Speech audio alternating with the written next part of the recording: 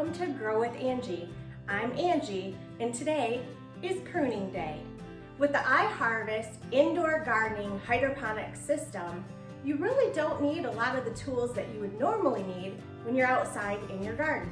You won't be needing one of these. You don't need these, and you certainly don't need these. You might want to do something about this. That's better. What do you need to prune and clean your iHarvest? I recommend really good, long, thin scissors, some hydrogen peroxide, and a little pack of Q-tips. This will help you clean the algae around the rim of each of your pots. Last but not least, towels. You are gonna get wet, and this could be a little messy. If you're interested in the iHarvest by Indoor Gardening Works, you can find the full iHarvest kit on their website at igworks.com. If you use the coupon code GROWWITHANGIE, you'll automatically save $50 at checkout. All right, let's dive in. I'm gonna be removing this little parsley, and with all of the pods, you should have your green clips in there. You're just gonna spin that to get it to come out the hook and slowly slide your plant out.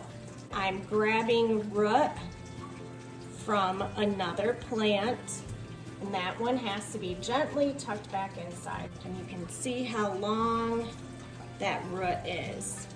We can trim that, and I'm gonna cut it at an angle. And it's right where the root is really knotted together. You can just keep that. I know for sure I want to keep my spicy lettuce. Gather the whole base of the plant, find your green hook, and slowly slide it out. This one has been cut and trimmed to where I thought they were really going to die, and it just keeps growing back. Again, this is another reason why I love these really long, thin shears. It's because I can get right up in there and trim these out. You want to look for the ones that have the thickest stems. You can see some dry pieces. Those are going to get removed. And then by flipping it over, I can see I have another little branch part that's not happy. I'll just snip that off, and this one is good to go. I'm gonna make sure I get the root back in. Kind of take your finger and wipe that edge. This is also where you can have the Q-tips and the hydrogen peroxide. I'm gonna clip my little green block piece back in and spin it around. Give her a good fluff and a shake. I don't want to remove my parsley at all. I'm just gonna go down inside and clip out some of the really big, long pieces. This is a good example of the cilantro. It's not only growing way up there, but these long pieces are growing way down into other plants. I'm gonna cut all these out, and we'll either use these right away for food, or I can dry this as well. Now I'm gonna remove one of the strawberry plants. So again, find your little green attachment or your locks, and make sure you get it in that little groove where it will release your plant, and pull it out. And we will put it in the other greenhouse. Removing the basil is not gonna be as easy. Now this one's grown kind of around the trellis. Make sure when you're pulling it up, you're all on one side. These roots are shocking. They surprise me. And that's why it looks like a tree. I'll go through and I'll cut off a lot of the dead branches towards the bottom.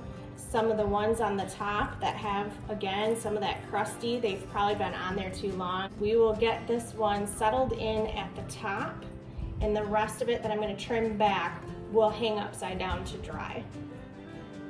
I'm going to remove this sage. This whole plant It's just gonna get bunched together. I'm gonna hang it upside down on my drying rack. When it's nice and dried out, I'll break it all up and I'll put it into a little old spice jar that I've been saving, and we'll use this maybe for some spaghetti sauces or any type of Italian food that we're doing. I'm going to remove the second basil, which has the sage attached to it. And I'm pulling up root from plants that are below. Just make sure we get those tucked back in good. Just like the other basil, I'm going down to where it really starts to get thin, and I'm gonna cut that right off. It's not going to kill the plant. There's still the really big, thick growth here. It's just where it gets thin. This is my green bean, and I really want this to be as close to the trellis as possible. I'm gonna take this one and I'm just gonna move it down one hole. And then my pea plant can go underneath. I'm gonna put my smaller of the basil in the middle, and then the really big one. See if we can't get that to go in there. It's a lot easier to put into when you have your roots all trimmed down. Get it locked into place and get it spun back around. And this one was really split between some of the trellis. You can be a little gentle in pulling some of those plants back down underneath. Now it's time to remove and trim up this cilantro. Gently pull. Then I'm going to hang this one upside down. And anything that's dead or not healthy underneath, I'm going to trim out. And once I trim a certain plant, I might go back in and just try and get that stem down as far as I can. I'm really trying to keep it up on top of the trellis underneath, because I want these holes to still get enough sunlight. I can move my spinach, who have been hiding out.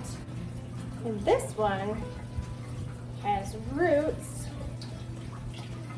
for days. It's really trying to reach for the base, and I don't want it to be going down that far or getting into my filter.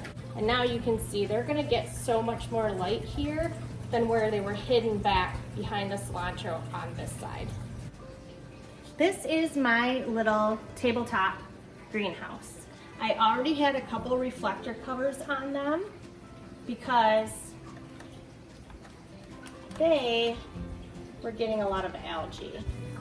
I just washed out the parsley that we were going to get rid of, cut all the roots, pulled it out, and rinsed off my basket. When I pulled the parsley after I cut the root, this is what your rapid rooter is going to look like. At this point, this is where you need to change rapid rooters or obviously not use it again. But this is where it's nice to have extra rapid rooters if you need them and you're going to start from seed, because that one is all done. I'm so very excited about my little pea plant.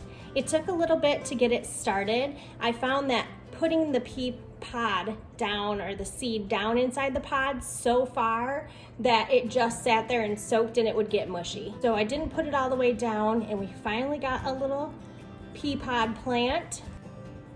And we're gonna put this one right underneath of the snap peas. Here's a quick look at how I dry my herbs. I just took an old piece of wood that was out in our garage, threw some nails in it, twisted some twine around it with some hot glue. I have my cilantro, my basil, just bunch it up, tie it with rubber bands, the parsley that I pulled out. We have everything all set, cleaned up. The basil looks much happier. We have my green beans and my baby sugar snap pea. Go to igworks.com and use coupon code GROWWITHANGIE to save $50 off your own iHarvest. If you have questions or comments, please post them below. Don't forget to hit the subscribe button. and we'll see you on the next episode of Grow with Angie.